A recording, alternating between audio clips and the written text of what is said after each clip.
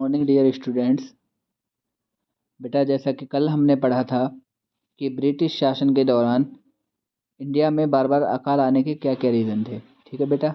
अब नेक्स्ट हम पढ़ेंगे कि question number 4, describe the main reasons. Describe यानी वर्णन कीजिए द मेन रीजंस, बेटा मुख्य कारणों का, फॉर द रेजिस्टेंस विरोध का, ऑफ इंडियन क्राफ्ट्समैन यानी भारतीय शिल्पकारों का, एंड आर्टिशंस और कारीगरों का, अगेंस्ट द ब्रिटिशर्स के विरोध या खिलाफ।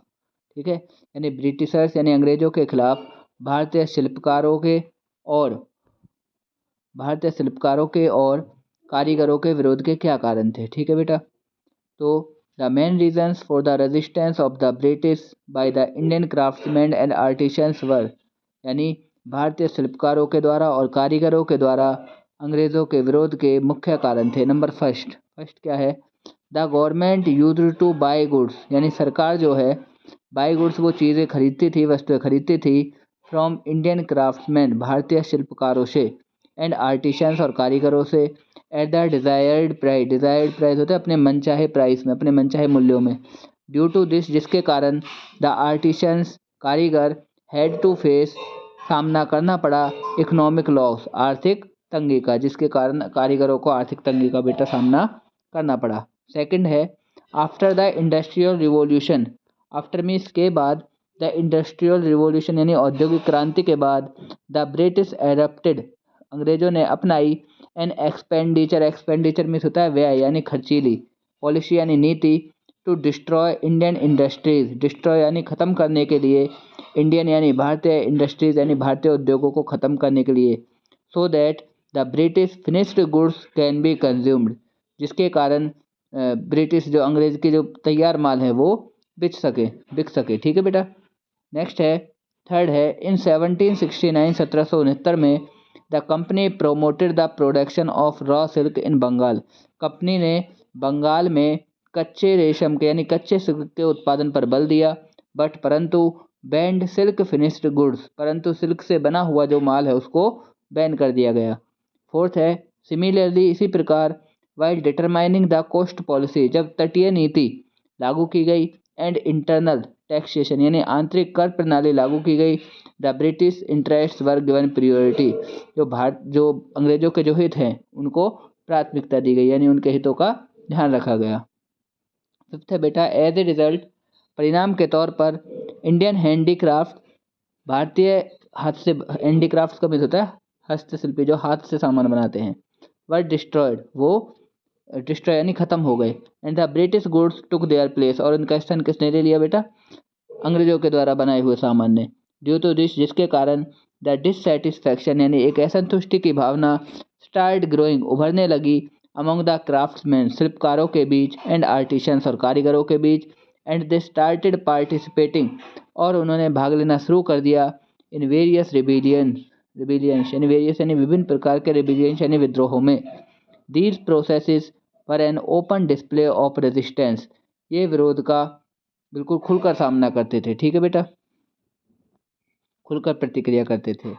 नेक्स्ट है डिस्क्राइब यानी वर्णन कीजिए द मेरिट्स यानी गुणों का, एंड डीमेरिट्स और अवगुणों का, ऑफ परमानेंट सेटलमेंट स्थायी बंदोबस्त। जो मैंने आपको बताया था बेटा कि ब्रिटिश काल में 3 प्रकार की भूमि जो व्यवस्था है वो लागू की गई थी। कौन कौन सी? परमानेंट, महलवाड़ी और रैयतवाड़ी। उसी में से एक परमानेंट थी, तो उसके गुण और अवगुण बताने हमें क्या है। तो देखो, परमानेंट सेटलमेंट लागू किसने की थी? लॉर्ड कॉर्नवालिस ने। Lord Cornwallis made permanent settlement. Lord Cornwallis ने परमानेंट व्यवस्था को बनाया, यानी स्थायी बंदोबस्त ऑफ लैंड यानी ज़मीन के स्थायी बंदोबस्त का लागू किया इन बंगाल में इन 1793। कब? 1793 में। अकॉर्डिंग टू दिस, इसके अनुसार, द किंग्स एंड तालुकदार्स यानी राजाओं और तालुकदार यानी तालुकदारों को वर रिकॉग्नाइज पहचान दी गई, एज जमींदार, किसके रूप में? एक जमींदार के रूप में। They started paying a fixed tax, वो शुरू करते थे या पेइंग ए यानी चुकाने में, ए फिक्स्ड टैक्स एक निश्चित टैक्स, वे सरकार को एक निश्चित टैक्स चुकाते थे, एंड और ए रिटर्न और बदले में, started collecting rent from the farmers और किसानों से कर इकट्ठा किया करते थे, यानी सरकार को एक निश्चित टैक्स दिया करते थे और बदले में किसानों से टैक्स वसूल करते थे। द मेरिट्स एंड डीमेरिट्स यानी मेरिट्स गुण और अवगुण of this settlement are as follows, वो निम्न है। कौन से? नंबर फर्स्ट है, पहले एडवांटेज पढ़ेंगे यानी फ़ायदे क्या थे इसके, ठीक है।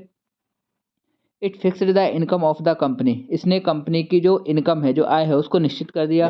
सो इसलिए it became easy for him to make its budgets, इसलिए उसके लिए अपना बजट बनाना आसान हो गया, ठीक है बेटा।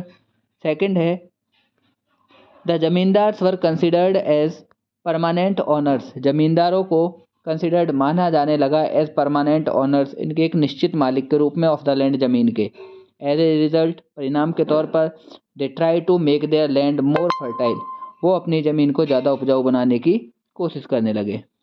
थर्ड है बेटा, the company no longer had to fix rent from time to time, company जो है वो समय समय पर अपने जो टैक्स है वो नहीं बढ़ाती थी। अर्लियर द क्वालिफाइड एम्प्लॉयज़, जिसकी वजह से जो योग्य जो एम्प्लॉयज़ थे, जो उनके योग्य ऑफिसर्स थे ऑफ द कंपनी, कंपनी के, had to spend much time of their time in fixing the rent, उनको अपना ज़्यादातर समय किस पर व्यतीत करना पड़ता था, टैक्स को फिक्स करने में। बट परंतु now they could devote their time to judicial work, लेकिन अब वो अपना समय किस पे बिता सकते थे? न्यायिक कार्य में, यानी न्याय का कार्य करने में। It is true that, fourth point है, it is true that the government could not increase the revenue, यह बिल्कुल सच है कि सरकार ने नॉट इंक्रीज नहीं बढ़ाया द रेवेन्यू कर इन फ्यूचर, भविष्य में। बट परंतु it is benefited in another way, it benefited यानी इसका फ़ायदा मिला, इन अनदर वे, दूसरे तरीके से। द पीपल बिकेम रिच, यानी लोग जो है बिकेम रिच, अमीर अमीर होते चले गए। विद द परमानेंट सेटलमेंट, स्थायी बंदोबस्त से। एंड द गवर्नमेंट ऑब्टेंड, और जो सरकार है ऑब्टेंड प्राप्त करती थी, मनी पैसा, by imposing various types of tax, अलग अलग प्रकार के टैक्स लगाकर ऑन द पीपल, लोगों पर। सम रिच लैंडलॉर्ड्स, कुछ अमीर जमींदार, इन्वेस्टेड मनी, पैसा निवेश किया करते थे, for the advancement of crafts, किसमें? शिल्प में, व्यापार में और शिक्षा में। एज ए रिजल्ट, परिणाम के तौर पर, क्राफ्ट्स एंड ट्रेड, शिल्प और जो व्यापार है, एडवांस्ड एंड द स्प्रेड, यानी वो उत्तम होता चला गया। And the spread of education increase, और शिक्षा का जो प्रसार है वो बढ़ता चला गया। ड्यू टू परमानेंट सेटलमेंट, स्थायी बंदोबस्त के कारण, the major benefit was given to the zamindar, सबसे ज़्यादा जो मुख्य फ़ायदा है वो किसको मिला? जमींदार को, बंगाल के। Now they do not need to give any kind of gift to the government, अब उन्हें किसी भी प्रकार का जो तोहफा है वो सरकार को नहीं देना होता था। सेवन्थ है बेटा, ऑल द लैंडलॉर्ड्स, सभी जमींदार और बंगाल के, belonged to the rich class, वो एक समृद्ध परिवार से संबंध रखते थे। वैन, जब, the land was permanently given to the landlords, जब जो ज़मीन है वो परमानेंट, निश्चित रूप से जमींदारों को दे दी गई, थ्रू परमानेंट सेटलमेंट्स, परमानेंट यानी स्थायी बंदोबस्त की वजह से। They became devotees of the British, तो वो अंग्रेजों के भक्त बन गए। डिवोटीज मीन्स होता है बेटा भक्त बनना। दे फुली सपोर्टेड द ब्रिटिश, उन्होंने पूरी तरीके से सहायता दी ब्रिटिशर्स को, अंग्रेजों को, इन सप्रेसिंग द रिबोलियंस, उनके खिलाफ हुए विद्रोह को दबाने के लिए। अब है बेटा डिफेक्ट्स, दैट मीन दुष्प्रभावों के बारे में पढ़ेंगे। Effect on the conditions of the farmers, किसानों की स्थिति पर प्रभाव, यानी किसानों पर इसका क्या प्रभाव पड़ा। इन द बिगिनिंग, शुरुआत में, मैनी लैंडलॉर्ड्स, बहुत से जमींदार, कलेक्टेड रेंट, कर इकट्ठा किया करते थे, फ्रॉम द फार्मर्स, किसानों से, due to which they could not pay the rent to the government on time, जिसके कारण वो सरकार को समय पर जो कर है वो नहीं चुका पाए। एज ए रिजल्ट, परिणाम के तौर पर, देयर लैंड वाज सोल्ड, उनकी जो ज़मीन है वो बेच दी गई थी। Due to lack of proper measurement, due to lack यानी कमी के कारण, ऑफ प्रॉपर यानी उचित, मेजरमेंट माप के कारण, ऑफ द लैंड जमीन के, यानी जमीन के उचित माप की कमी के कारण, द परमानेंट सेटलमेंट, स्थायी बंदोबस्त, was done on the basic of wrong figures, वो गलत आंकड़ों पर किया गया। द रिजल्ट वाज दैट, इसका रिजल्ट, इसका परिणाम यह हुआ, द लैंड रेंट, जो ज़मीन का जो कर था, बिकेम वेरी लूजली फिक्स्ड, वो बहुत हल्का फिक्स किया गया, निश्चित किया गया। देयरफॉर, इसीलिए, the income of the landlords, जमींदारों की जो आय थी, इंक्रीज, वो बढ़ती गई, due to higher yield, but the income of the government, परंतु सरकार की जो आय थी, कुड नॉट इंक्रीज, वो नहीं बढ़ पाई। Similarly, the government had to bear the loss, इसीलिए सरकार को बियर द लॉस यानी नुकसान सहन करना पड़ा due to the permanent settlement यानी स्थायी बंदोबस्त के कारण। थर्ड है बेटा कॉन्ट्रेरी टू एक्सपेक्टेशंस यानी अनुभवों के विपरीत the landlords did not pay any attention. जो जमींदार थे उन्होंने ध्यान नहीं दिया to the improvement of their land अपनी ज़मीन के सुधार में। दे लीज देयर लैंड उन्होंने अपनी ज़मीन को लीज कहता है बेटा पट्टे पर देना, पट्टे पर दे दिया। And started living A life of opulence, opulence में होता है वैभव।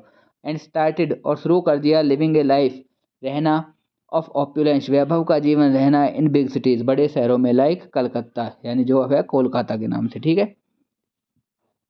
The rights of the farmers were not taken care of the permanent settlements किसानों के जो अधिकार थे वो स्थायी बंदोबस्त में उनका ध्यान नहीं रखा गया। They were left at the mercy of the landlords they were left उन्हें छोड़ दिया गया एट द मर्सी दया पर ऑफ द लैंडलॉर्ड्स जमींदारों के।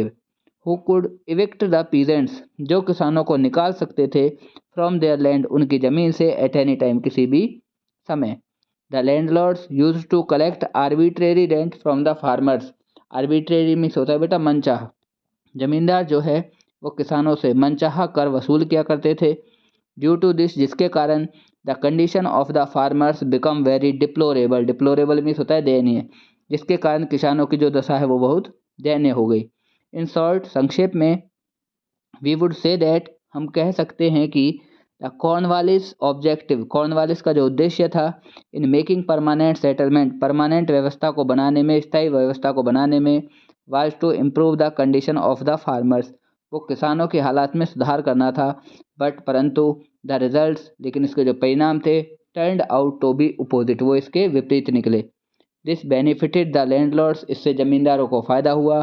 And worsen the condition of the farmers और किसानों की जो दशा है वो खराब होती चली गई।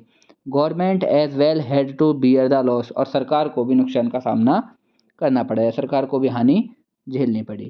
ठीक है बेटा, ये दो क्वेश्चन जो मैंने आपको कराए हैं ये आप दो क्वेश्चन अपने नोटबुक में लिखोगे और इनको याद भी करोगे, लिख के आप मेरे पास सेंड करोगे। अगर कोई भी प्रॉब्लम हो तो आप मुझसे डिस्कस कर सकते हो। ठीक है बेटा, थैंक यू।